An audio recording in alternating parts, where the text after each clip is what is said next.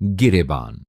Style Singh ने अपने दोस्त को दुखी बैठे देखा तो उससे कहा कि क्या बात है, बहुत परेशान लग रहे हो। उस दोस्त ने दारू का पैक चढ़ाते हुए कहा कि भाई, कुछ ना पूछ, लगता है मेरी किस्मत बहुत ही खराब चल रही है। स्टाइल सिंह ने कहा कि ऐसा क्या हो गया जो इस तरह से घबरा गए हो। दोस्त ने दिखावा करते हुए कहा कि तुम तो जानते ही हो कि 3 महीने पहले एक दिन अचानक मेरे दादाजी गुजर गए थे। स्टाइल सिंह ने कहा, हाँ मुझे अच्छे से याद है कि उन्हें अचानक दिल का दौरा पड़ा और वो चल बसे थे। दोस्त ने कहा, लेकिन दादाजी एक अच्छी बात कर गए थे कि वो मेरे लिए 5 लाख रुपए छोड़ गए थे। स्टाइल सिंह ने कहा, वो तो ठीक है, लेकिन अब क्या गड़बड़ हो गई। फिर 2 महीने पहले मेरी दादी इस दुनिया को बाय बाय कहकर चली गई। वो भी मेरे लिए 3 लाख रुपए और कुछ जेवर छोड़ गई थी। स्टाइल सिंह ने कहा कि मैं जानता हूं कि वो तुम्हें बहुत प्यार करती थी, लेकिन जो चले गए उनके लिए हर समय इस तरह दुखी नहीं होते। दोस्त ने स्टाइल सिंह के कंधे पर हाथ रखकर कहा कि पिछले महीने मेरे पिताजी भी दादा दादी के पास चले गए। वो भी मेरे लिए 2 लाख रुपए छोड़ गए थे। स्टाइल सिंह ने कहा कि 3 महीनों में घर के 3-3 लोग स्वर्ग से धार जाएं, ये तो सच में बड़े दुख की बात है। दोस्त ने कहा, नहीं यार, तू समझा नहीं। मेरे दुख का असली कारण तो यह है कि आज महीना खत्म होने को आया है और अभी तक किसी भी रिश्तेदार की इस दुनिया से टिकट कटने की कोई खबर नहीं आई।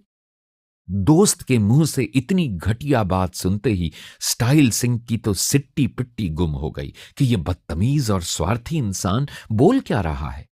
इससे पहले कि स्टाइल सिंह उसे कुछ कहता, उस दोस्त ने स्टाइल सिंह की चापलूसी करते हुए कहा कि भाई, तुम्हारे माँ बाप को 10-10 बार सिर झुकाने का मन करता है कि उन्होंने तुम्हारा यह नाम कितना सोच समझ कर रखा है। न तो आज तक मैंने ऐसा नाम सुना है और ना ही तेरे जैसे स्टाइल का कोई इंसान देखा है। स्टाइल सिंह ने कहा, यह सब कुछ तो तुम पहले भी कई बार कह चुके हो, आज फिर से यह सब कहने की क्या जरूरत आन पड़ी। अब स्टाइल सिंह का दोस्त अपने असली रंग में आ गया और बोला, मुझे 2-3 महीने के लिए 50,000 रुपयों की सख्त जरूरत है। जैसे ही किसी रिश्तेदार की इस दुनिया से विदाई की खबर आएगी, सबसे पहले तेरे पैसे वापस कर दूंगा। मैं जानता हूं कि दोस्ती निभाना और उसकी कदर करना तेरे से अच्छा कोई नहीं जानता। मुझे विश्वास है कि तू मुझे पैसे देने से कभी मना नहीं करेगा। स्टाइल सिंह अपने दोस्त की रग रग से वाकिफ था। उसने अपने दोस्त को प्यार से समझाते हुए कहा कि तूने ये क्या कह दिया। हमारी दोस्ती की कीमत 50,000 रुपए से कहीं अधिक मूल्यवान है। दोस्त ने कहा, अगर ये बात है तो फिर तू मुझे जल्दी से 1 लाख रुपए दे दे। स्टाइल सिंह ने अपने दोस्त से कहा कि बुरा मत मानना, लेकिन दोस्ती में पैसे के लेन देन को लेकर मेरा तजुर्बा कभी भी अच्छा नहीं रहा। जब कभी भी दोस्ती के बीच पैसा आ जाता है तो यह जरूर कोई ना कोई विवाद खड़ा कर देता है। मैं पैसे के लेन देन के कारण बरसों पुरानी अपनी दोस्ती को दांव पर नहीं लगा सकता। दोस्त ने कहा कि मुझे तुमसे यह उम्मीद नहीं थी कि मेरे मुश्किल समय में तुम मुझे इस तरह से कोरा जवाब दोगे। मैंने आज तक तुम्हारे साथ दोस्ती निभाने में कभी कोई कोर कसर नहीं छोड़ी। वैसे तो दोस्ती के नाम पर तुम हमेशा लंबी चौड़ी कस्में खाते हो। आज जब दोस्ती निभाने का समय आया है तो तुमने 1 मिनट में अपनी औकात दिखा दी। स्टाइल सिंह ने भी आग बबूला होते हुए कहा कि जो कुछ तू बोल रहा है उसे बोलने से पहले एक बार अपने गिरेबान में झांक कर देख। हर अरे गैर से पैसे उधार लेकर न जाने तू कितनी बार बवाल खड़ा कर चुका है। एक बार यदि पीछे मुड़कर देख तो तुझे समझ आएगा कि एक मैं ही अकेला हूं जो आज तक तेरे साथ दोस्ती निभा रहा हूं, वरना गली मोहल्ले से लेकर रिश्तेदारों में हर कोई तेरी निंदा ही करता दिखाई देता है। स्टाइल सिंह के दोस्त ने कहा कि मेरे चरित्र पर उंगली उठाने से पहले एक बार खुद भी आईना देख लेते तो तुम्हें तुम्हारी असलियत समझ आ जाती। लगता है तुमने वो कहावत नहीं सुनी कि जिनके घर शीशे के होते हैं वे दूसरों के घर में पत्थर नहीं फेंका करते। तुम्हारे अंदर भी जितनी शर्म हया है वो मैं सब जानता हूं। दारू के नशे में अंधा होकर स्टाइल सिंह के दोस्त ने न जाने बेसिर पैर के क्या क्या इल्जाम अपने दोस्त पर लगाने शुरू कर दिए। कुछ ही देर में इन दोनों के झगड़े ने एक बड़े विवाद का रूप धारण कर लिया। एक महापुरुष जो वहां से भिक्षा लेने के लिए निकल रहे थे, उन्होंने किसी तरह दोनों को शांत किया। जब माहौल कुछ नर्म होना शुरू हुआ तो उन्होंने इन दोनों से कहा कि आज ये समस्या सिर्फ तुम दोनों की ही नहीं है। आज हर कोई अपनी हस्ती को हाथी और दूसरे को चींटी के समान समझने लगा है।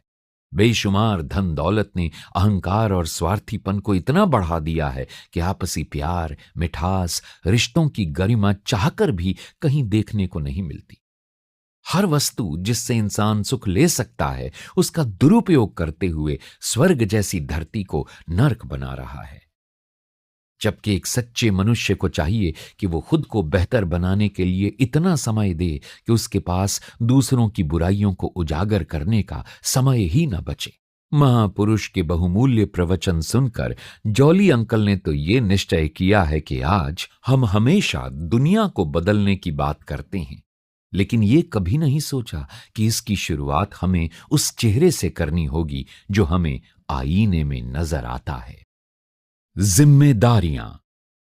साधु राम जी के सभी दोस्त उनका बेसब्री से इंतजार कर रहे थे। कुछ देर बाद भी जब वो नहीं आए तो एक दोस्त बोला कि साधु राम जी को भगवान ने उनका नाम बहुत ही सोच समझ कर दिया है। आज के जमाने में हर किसी को खुश रहने के गुर इनसे बेहतर कोई नहीं सिखा सकता। अभी ये बातें चल ही रही थीं कि साधु राम जी बुजुर्ग मंडली में हाजिर हो गए। ये मंडली कॉलोनी के ऐसे लोगों की थी जो अपनी जिम्मेदारियों से मुक्त होकर खाली समय बिताने और गपशप करने के लिए इकट्ठे होते थे। कुछ दोस्तों ने पूछा कि साधु राम जी, आप तो रोज समय पर आते हो, आज इतनी देर कैसे हो गई? उन्होंने बताया कि आज सारी रात दांत में बहुत दर्द था। मैंने सोचा कि रास्ते में दांतों के डॉक्टर को मिलता चलूं। जब मैं दांत दिखाने के लिए कुर्सी पर बैठा तो डॉक्टर के करीब आते ही मेरी चीख निकल गई। डॉक्टर बोला कि आप तो बिल्कुल बच्चों की तरह डर रहे हो। अभी तो मैंने इलाज शुरू ही नहीं किया कि आप चीखने लग गए हैं। मैंने कहा कि आप मेरे पैर के ऊपर खड़े हो, इसलिए दर्द से चीखा हूं। मेरा दांत देखते ही डॉक्टर बोला कि इसको तो निकालना ही पड़ेगा। लगे हाथों मैंने डॉक्टर से फीस भी पूछ ली। डॉक्टर ने कहा कि 500 रुपए। मैंने कहा कि 2 मिनट के काम के 500 रुपए, ये तो बहुत ज्यादा है। डॉक्टर बोला कि अगर आप कहो तो मैं आपका दांत धीरे धीरे करके 1 घंटे में निकाल दूंगा। साधु राम जी के दोस्त बोले कि इन्हीं बातों के कारण सभी आपको याद करते हैं। बात चाहे कोई भी हो, आपके पास तो ऐसा जादू है कि आप माहौल को एक पल में खुशनुमा बना देते हो। इसी दौरान साधु राम की नजर सामने पड़े हुए अखबार पर गई। इस अखबार में उनके बेटे की समारोह में अवार्ड लेते हुए तस्वीर छपी थी। साधु राम ने बड़े गर्व से बेटे की तस्वीर दोस्तों को दिखाई। एक मित्र ने कहा, इस लड़के की तो आजकल विज्ञापन जगत में तूती बोलती है। उस दोस्त ने साधु राम से कहा कि जब आपका लड़का मुंबई में इतना बड़ा मॉडल है तो आप यहां क्या कर रहे हैं? आप उसके पास जाकर क्यों नहीं रहते? साधु राम जी ने कहा, मेरा दूसरा लड़का तो अपने परिवार के साथ कनाडा में रहकर हजारों डॉलर महीने के कमाता है। दोस्त ने मजाक करते हुए कहा कि हम तो आपको सीधा साधा साधु समझते थे, लेकिन आप तो करोड़पति सेठ निकले। आज समझ आया कि जिसके बेटे लाखों रुपए कमा रहे हों, वही व्यक्ति हर समय इतना खुश रह सकता है। थोड़ी देर बाद एक साथी को छोड़कर बाकी सभी अपने अपने काम से चले गए। उस दोस्त ने साधु राम से कहा कि हर किसी को तो सिर्फ आपकी हंसी दिखाई देती है, लेकिन न जाने मुझे ऐसा क्यों लगता है कि इस हंसी के पीछे कोई गहरा दर्द छिपा हुआ है। साधु राम जी ने उसे टालने की काफी कोशिश की, परंतु उस दोस्त ने कहा कि मेरी एक बात याद रखना कि जिसके साथ आप हंस सकते हो उसके साथ सारा दिन बिता सकते हो, लेकिन जिसके सामने आप रो सकते हो उसके साथ पूरी जिंदगी बिता सकते हो। इतनी बात सुनते ही साधु राम को लगा कि इस दोस्त ने उनकी दुखती रग को छेड़ दिया हो।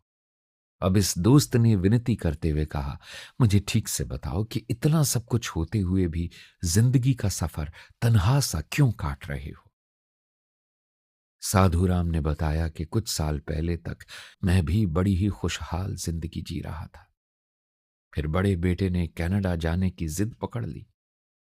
पत्नी ने उसे विदेश भेजने के लिए मोटी रकम देने को मजबूर कर दिया। फिर बीच वाले बेटे ने पढ़ाई अधूरी छोड़कर नाम और शोहरत कमाने के लिए मुंबई का रास्ता पकड़ लिया। उसको बसाने के लिए अपनी बची हुई कमाई खर्च करनी पड़ी। मेरी पत्नी पहले इसलिए परेशान रहती थी कि बेटे ढंग से कुछ खाते नहीं थे। फिर वो इस दुख के कारण दुनिया को अलविदा कह गई क्योंकि बेटे उसे ढंग से पूछते नहीं थे। कुछ समय पहले मैंने कनाडा जाने के लिए बेटे से बात की तो उसने कहा कि आपको यहां बुलाना मुमकिन नहीं है क्योंकि मैं अभी इतना बोझ नहीं उठा सकता। फिर मुंबई वाले बेटे से बात हुई तो वो इतना घबरा गया कि मैं आपको यहां कैसे बुला सकता हूं। मैंने सभी दोस्तों से कहा हुआ कि मैं तो बहुत ही पढ़े लिखे परिवार से हूं, आप तो ठीक से उन लोगों से बात भी नहीं कर पाओगे। शहर के बाजार में मेरे पास एक अच्छी दुकान थी और छोटा बेटा उसे चलाने में मदद करता था, परंतु जब से उसकी शादी की है तो उसने दुकान को डकारते हुए कह दिया है कि इस दुकान से उसके परिवार का खर्चा मुश्किल से चलता है, इसलिए आप कोई दूसरा काम देख लो। अब इस उम्र में जब अपने सगे ही साथ छोड़ गए हैं तो मैं किसी और से क्या उम्मीद कर सकता हूं। साधुराम के दोस्त ने कहा कि आज के बच्चों को न जाने क्या होता जा रहा है। जो माँ बाप प्यार से पाल कर बड़ा करते हैं उन्हें ही ये बेवकूफ बनाकर अपना उल्लू सीधा करने लगते हैं। माँ बाप से पैसा ऐंठने में तो इन्हें हर तरह की चालाकियां आती हैं, लेकिन जब रिश्तों की अहमियत को समझने और उन्हें निभाने की बात आती है तो इनकी अक्ल घास चरने चली जाती है। पहले की पीढ़ी अपनी जान की परवाह न करके घर की मर्यादा को बचाती थी, लेकिन आज के युवा डंडे के जोर पर सिर्फ अपनी जरूरतें पूरी करवाना जानते हैं। जो माँ बाप खून पसीना बहाकर इन बच्चों को बुलंदियों तक पहुंचाते हैं उन्हीं की भावनाओं का कत्ल करते समय इन्हें जरा भी दर्द नहीं होता। जॉली अंकल युवा पीढ़ी को उनकी जिम्मेदारियों का एहसास करवाने के साथ ये दुआ करते हैं कि भगवान इन लोगों को हर क्षेत्र में सफलता और जीत दिलाए। लेकिन आप लोग ये मत भूलना कि यदि अपनी जिम्मेदारियों को नजरअंदाज करके मां बाप का दिल जीतने में सफल नहीं हो पाए तो आप बाजी जीत कर भी सब कुछ हार जाओगे। सिर्फ अपने हित की बात करने वाले कभी बड़े आदमी नहीं बन सकते। कारीगर। एक बार बगीचे में एक बहुत ही सुंदर फूल खिला था। उसके रंग और महक को देख हर कोई दीवाना हुआ जा रहा था। उसी फूल के सामने एक काले रंग का पत्थर बहुत अरसे से पड़ा हुआ था। हर कोई उस पत्थर पर पैर रखकर उस फूल को नजदीक से देखने का प्रयास करता था। जैसे जैसे लोग उस फूल की खूबसूरती की तारीफ करते वैसे वैसे ही उसके स्वभाव में अहंकार आने लगा। एक दिन अचानक वहां से एक मूर्तिकार गुजरा। उसने रास्ते में पड़े हुए उस पत्थर को थोड़ी देर ध्यान से देखा और फिर उसे अपने घर ले गया। कुछ दिनों में ही उसने उस काले पत्थर को तराश कर भगवान की खूबसूरत मूरत में बदल दिया। जल्द ही उस कारीगर की बनाई हुई मूर्ति को नजदीक के एक मंदिर में स्थापित कर दिया गया। अब वहां से एक भक्तजन ने उस खूबसूरत फूल को तोड़कर उस मूर्ति के चरणों में चढ़ा दिया। कल तक फूल के पैरों में पड़े हुए पत्थर के चरणों में गिरते ही उस फूल का अहंकार चूर चूर हो गया। पत्थर ने धीरे से उस फूल को कहा कि कब रंक को राजा और राजा को रंक बनना है, इस सारे खेल का कमाल तो दुनिया बनाने वाले उस कारीगर का है। हर कोई अपने सपनों का घर बनाने के लिए अपनी हैसियत के मुताबिक प्रयत्न करता है। इसके बावजूद भी सिर्फ कुछ ही घरों को देखकर यह कहा जाता है कि वाह क्या घर बनाया है। घर बनाने के लिए सामान तो सभी लोग तकरीबन एक जैसा ही लाते हैं, परंतु इसका मुख्य कारण होता है घर बनाने वाले कारीगर का कमाल। कुछ कारीगरों के हाथ में ऐसा जादू होता है कि वो साधारण से पत्थर में से भी ऐसी मूर्ति तराश देते हैं कि सारी दुनिया उस मूर्ति के पांव पर अपना सिर झुका देती है। कुछ समय पहले तक साधारण से पत्थर में एक आम आदमी को भगवान का रूप नजर आने लगता है। सफेद संगमरमर के पत्थर से बने ताजमहल की खूबसूरत कारीगरी की मिसाल पूरी दुनिया में दूसरी देखने को नहीं मिलती। एक धनी सेठ के पास ऐसा ही कारीगर काम करता था जिसके हाथ में जादू था। साधारण से दिखने वाले पत्थरों को भी वो इस प्रकार लगाता था कि कोई भी उसके काम की दाद दिए बिना नहीं रह पाता था। जिस सेठ के पास ये कारीगर काम करता था, उसका काम बड़ी बड़ी इमारतों का निर्माण करवाना था। पूरे शहर में इस कारीगर की वजह से उस सेठ के काम की धाक थी। इससे बढ़िया इमारत और बंगला पूरे शहर में कोई नहीं बना सकता था। कारीगर भी हर काम में अपनी पूरी जान लगा देता था। उसने उस सेठ के परिवार के अन्य सदस्यों के लिए कई सुंदर घर भी बनाए थे, जो पूरे शहर में अलग ही किस्म की मिसाल थे। कुछ लोग तो ऐसे घरों को एक अजूबे का नाम देते थे। इस कारीगर के जीवन का अधिकांश हिस्सा धनी सेठ की सेवा में ही बीता। सेठ जी भी कारीगर के बच्चों की शादी एवं अन्य हर मौके पर उसकी मदद करते रहते थे। उसके हर सुख दुख में सारी जिम्मेदारियों के साथ उसका खर्च भी सेठ जी ही उठाते थे। एक दिन वो कारीगर सेठ जी के पास प्रार्थना लेकर गया और बोला कि अब उसका शरीर काम करने में उसका साथ नहीं दे रहा और अधिक काम करने में उसने अपनी असमर्थता जाहिर करते हुए सेवानिवृत्त होने की पेशकश की। सेठ जी ने सारी बात सुनने के बाद उस कारीगर से कहा कि आज तक तुमने मेरे लिए एक से एक सुंदर इमारतें बनाई हैं। मैं तुम्हें जाने से नहीं रोकूंगा, लेकिन मेरी इच्छा है कि तुम सेवानिवृत्त होने से पहले मेरे लिए आखिरी बार एक बहुत ही सुंदर सा घर बना दो। बरसों से सेठ जी के एहसानों में दबे होने के कारण उस कारीगर ने न चाहते हुए भी सेठ जी को मौन रहते हुए अपनी स्वीकृति दे दी। अगले ही दिन से उस नए घर का काम शुरू हो गया, लेकिन इस बार उस कारीगर का मन काम में नहीं लग रहा था। हर समय उसके मन में एक ही विचार आ रहा था कि ये सेठ न जाने और कितने दिन तक इसी तरह मेरा खून चूसता रहेगा। कई बार सेठ जी के कहने के बावजूद भी वो पहले की तरह काम में रुचि नहीं दिखा रहा था। सेठ जी ने इस नए घर के लिए दूसरे शहरों से हर प्रकार का बढ़िया सामान मंगवा कर दिया, लेकिन कारीगर तो किसी तरह ये काम जल्द से जल्द खत्म करने की फिराक में था। जैसे तैसे उसने काम खत्म करके सेठ जी से छुट्टी की इजाजत मांगी। सेठ जी ने नए घर को अच्छी तरह से निहारने के बाद उसकी चाबी कारीगर को देते हुए बोले कि तुमने सारी जिंदगी जो मेरे लिए काम किया है, मैं उसकी कोई कीमत तो नहीं आंक सकता, लेकिन मैं अपनी तरफ से ये घर तुम्हें तोहफे में देता हूं। आज से तुम अपने परिवार के साथ यहां रह सकते हो। ये सुनते ही कारीगर के दिलो दिमाग में झंझनाहट होने लगी। उसे इतनी जोर से सदमा लगा कि अगर मुझे पता होता कि ये घर मैं अपने लिए बना रहा हूं, तो मैं इसको बहुत ही बेहतर तरीके से बना सकता था। हम अपने जीवन में जाने अनजाने बहुत सी ऐसी गलतियां कर देते हैं, जिसका हमें जिंदगी भर अफसोस बना रहता है। कुदरत हमें ऐसे मौके बार बार नहीं देती। जब तक हमें गलती का एहसास होता है, उस समय तक इतनी देर हो चुकी होती है कि हम चाहकर भी उस भूल को सुधार नहीं सकते।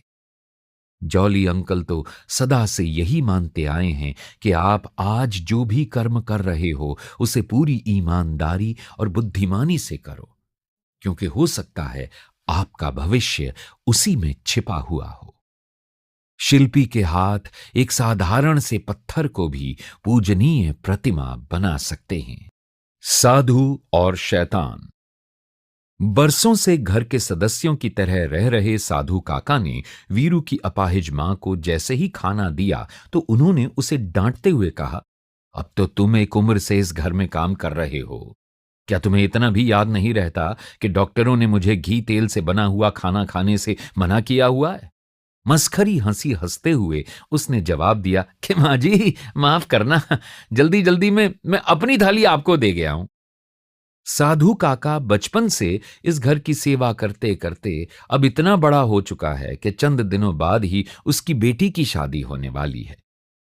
प्यार और सच्ची लगन से घर के हर काम को अच्छे से करने की बदौलत साधु काका घर के हर सदस्य का चहेता बन चुका है।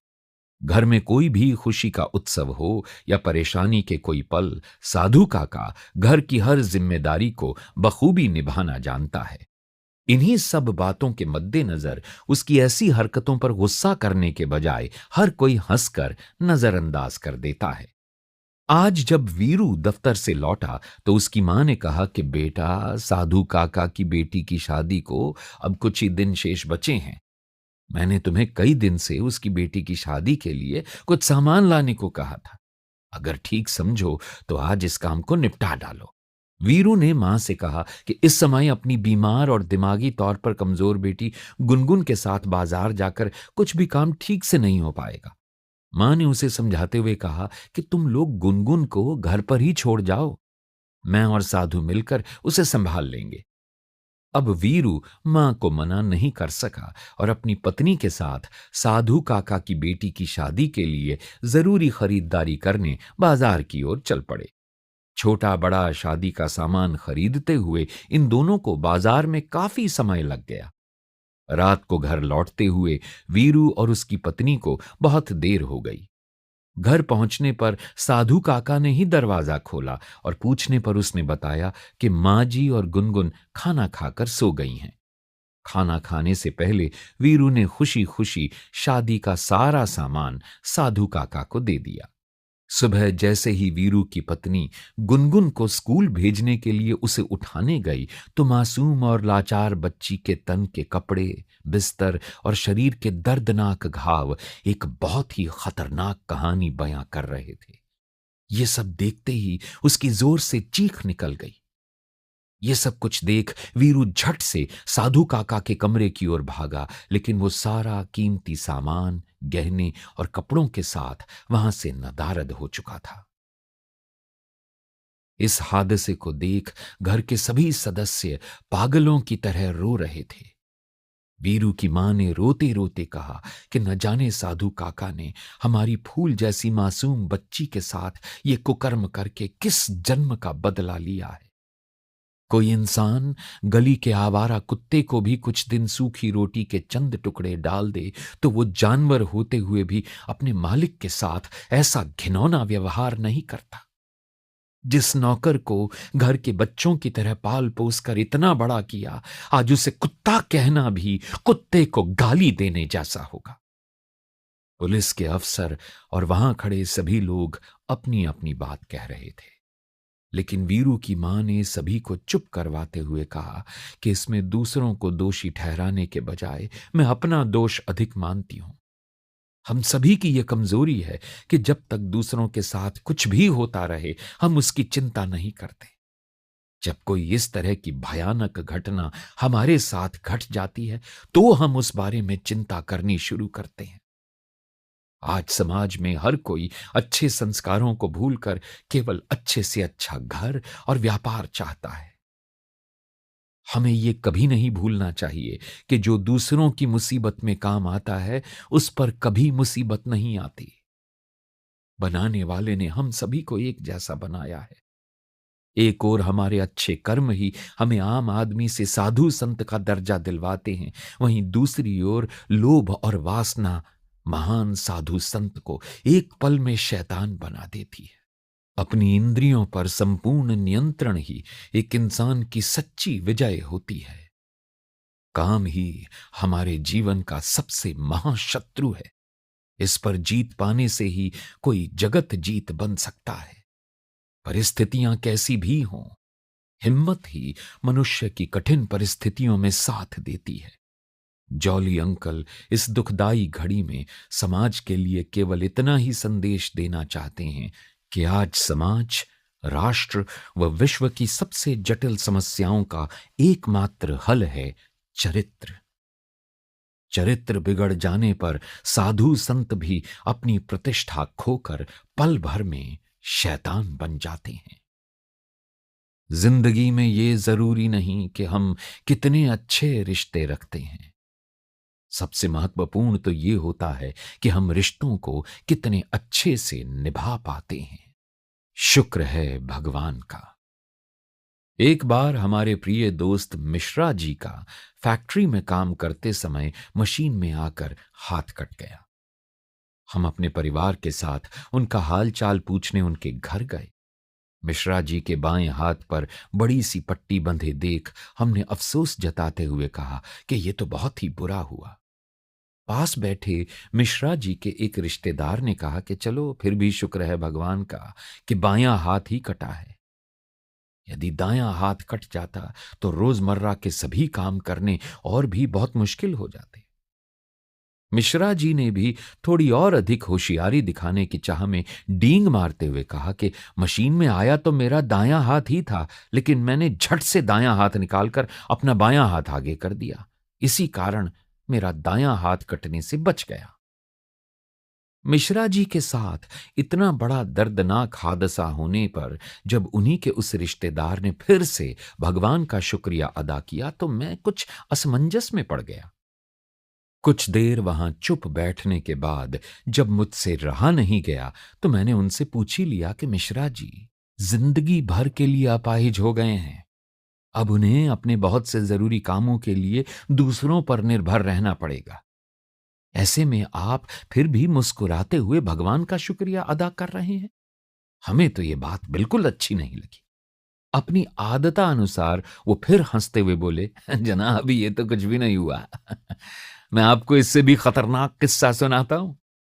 कुछ दिन पहले हमारा एक पड़ोसी अपने व्यापार के सिलसिले में 8 से 10 दिनों के लिए शहर से बाहर गया हुआ था, लेकिन काम जल्दी खत्म हो जाने के कारण वो अचानक अपने कार्यक्रम से 2 दिन पहले ही घर वापस आ गया। जब घर आया तो उसने देखा कि उसकी पत्नी अपने एक पड़ोसी के साथ हंस हंस कर बातचीत कर रही थी। दिमाग में शक का कीड़ा होने के कारण उसने बिना कुछ जांच पड़ताल किए ही अपनी पिस्तौल निकाली और अपनी पत्नी के साथ अपने पड़ोसी को गोली मार दी।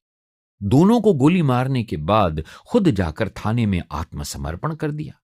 अब कुछ ही दिनों में उसको फांसी होने वाली है। इतना सब कुछ सुनने के बाद मैंने एक लंबी आह भरते हुए कहा कि यह तो बहुत ही बुरा हुआ। बैठे बिठाए दो हंसते खेलते परिवार सदा सदा के लिए उजड़ गए। मुझे तो कुछ समझ में नहीं आ रहा कि आपको इसमें भी क्या अच्छाई दिख रही है। अब मिश्रा जी का वही रिश्तेदार बोला कि हम तो हर चीज की तरह इसे भी अच्छा ही मानते हैं और भगवान का शुक्रिया अदा करते हैं। अब मेरा मन और अधिक बेचैन हो रहा था। आखिर मैंने उस सज्जन से पूछ लिया कि 2 लोगों की मौत हो गई, घर का मालिक सारी उम्र के लिए जेल चला गया, आप इसे भी न जाने क्यों अच्छा मानकर खुश हो रहे हैं। मुझे तो यह सब कुछ बहुत अजीब लग रहा है। उस सज्जन ने बड़े ही शांत मूड में कहना शुरू किया, यदि मेरा वो पड़ोसी एक दिन और पहले आ जाता तो अब तक मेरा जनाजा उठ गया होता, क्योंकि उस दिन मैं गलती से उसके घर किसी काम से गया हुआ था। जब तक मिश्रा जी की पत्नी हम सभी के लिए चाय नाश्ता आदि लेकर आती, मैंने वहीं पास पड़े एक समाचार पत्र को पढ़ना शुरू कर दिया, जिसमें एक खबर छपी थी कि शहर की सबसे सुंदर और ऊंची इमारत में कल रात आग लग जाने के कारण बहुत से लोग बुरी तरह से जलकर घायल हो गए। इतना सुनते ही मिश्रा जी का वही रिश्तेदार फिर से बोला कि शुक्र है भगवान का।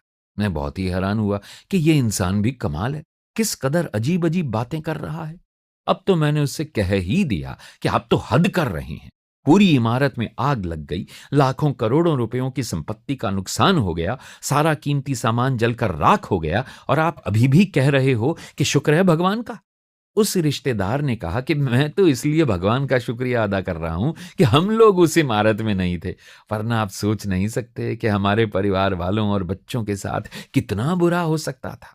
मिश्रा जी के रिश्तेदार की सभी बातें सुनने के बाद हमारा मन भी यही गवाही देने लगा कि भगवान जो कुछ करता है उसके किसी भी काम में हम किसी तरह से भी दखलंदाजी तो नहीं कर सकते। फिर मानसिक शांति का आनंद प्राप्त करने के लिए मन को व्यर्थ की उलझनों में क्यों फंसने दें। ध्यान देने वाली सबसे जरूरी बात यह है कि किसी काम को करने के बाद नहीं, उसे करने से पहले उसके लाभ हानि के बारे में हमें सोचना चाहिए। दुनिया में अस्थाई चीजें बहुत सी हैं, परंतु जीवन जैसी अविश्वसनीय कोई भी चीज नहीं है। ऐसे में जॉली अंकल का अनुभव तो यही कहता है कि भगवान की लीला अपरंपार है। उसने जो कुछ भी ये दुनिया का खेल बनाया है उसे एक ना एक दिन अवश्य नष्ट होना ही है। इसलिए जीवन में कभी भी उम्मीद न खोते हुए हमें हर हाल में सदा ही हंसते खेलते हुए यही कहना चाहिए कि शुक्र है भगवान का। हर छोटी से छोटी इच्छा पूर्ति पर भगवान का धन्यवाद करते रहो। इससे मन को बहुत संतुष्टि मिलती है।